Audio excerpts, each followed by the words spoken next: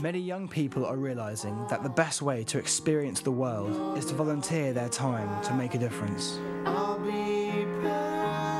Hundreds of thousands of charities across the globe are working to improve people's lives. These charities need the next generation to be socially motivated. The world needs young people to realise they can be the change. In 2008, we followed a group of young people to see what kind of an impact their volunteering can have.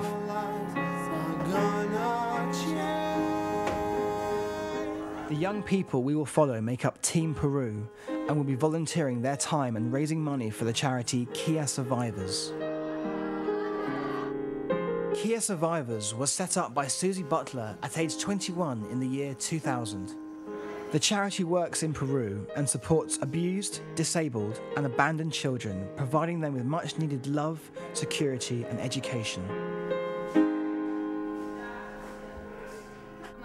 Working with a full-time staff of local Peruvians, with assistance from volunteers across the world, Kiya Survivors has had a massive influence on many children's lives. Copenhagen International School plays a very active part in supporting Kiya. It is here that Team Peru are based. Because of the support of young people like Team Peru, Kiya are able to continue the work they do. Much of that work involves supporting children that have come from severely abusive backgrounds. One such case is Fernando, who was discovered by Susie tied under a bed and covered in rat bites. Autistic and suffering from years of physical and mental abuse, Fernando is one of the children who inspired Susie to open the centre and fight for change within the local community. Now he's a healthy young man, he's smiling. When I first found him, he used to bite you. We think it's because he was bitten by the rats on his own for so long. He was imitating. And he was always so violent and unhappy and aggressive. And today he's just this big, smiley, chilled out guy. And it's just, yeah, he's come on leaps and bounds. After realising the importance of the Rainbow Centre in providing children like Fernando with a safe and loving environment in which to live, Susie decided to open a second centre in North Peru called Mamacocha. Mamacocha is situated in a much harder environment than the Rainbow Centre, in an area of Peru where there is very little social support for people in vulnerable situations. Identified by local social workers as children at risk, Kiya visits the home of Alicia and her sisters. Alicia and her sisters are known to be subject to sexual and physical abuse. One of Alicia's older sisters, Maria, has severe mental disabilities. She is locked in a room in the house where she is often subject to abuse.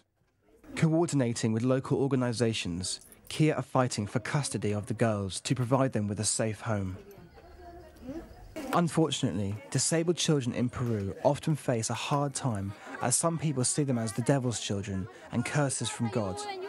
Slowly, charities like Kiya are helping educate communities to ensure the safe upbringing of children with disabilities. After hearing the story about Maria, and that's the story that hurt me the most, and it's like we whine about the most random things like our parents not letting us out at night, and Maria's been locked up for 21 years and she can't do anything about it. So it's really woken me up and made me more humble towards my life and made me just want to fight for her more.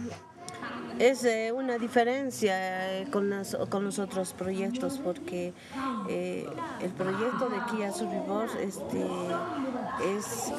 el estudiante, familia y comunidad. O sea, trabaja integrando todos los grupos. Y no cerramos las puertas, está abierto para apoyar a todas las personas que tienen problemas. People in Migrate have been like, yeah, you're going to help happy kids, they don't look like they're suffering. But if we show them Mama Kocha how that is and how raw it is, and then say, yeah, Rainbow Center started off like this, and that's why we're here. It's made me realize that really is a big opportunity for us to make a big difference in people's lives. We really hold the power in our hands to change things, and that it's really important to support Kiya because they're a really good charity.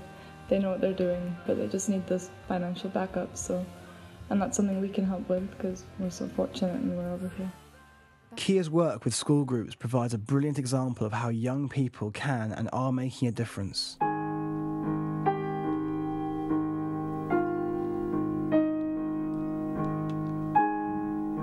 Without young people's enthusiasm and passion, charities like Kiya Survivors will find it difficult to survive.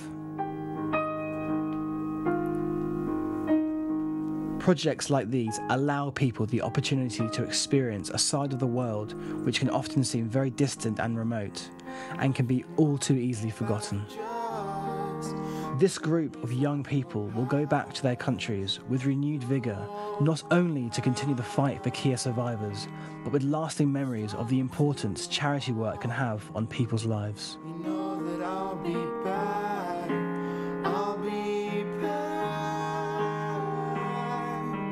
Your life is gonna change. Oh, your life is gonna change. And I was thinking about Mr. Bingham, who was one of the first foreigners to come here and kind of an original explorer, and just can't do that anymore. Everything's kind of been found.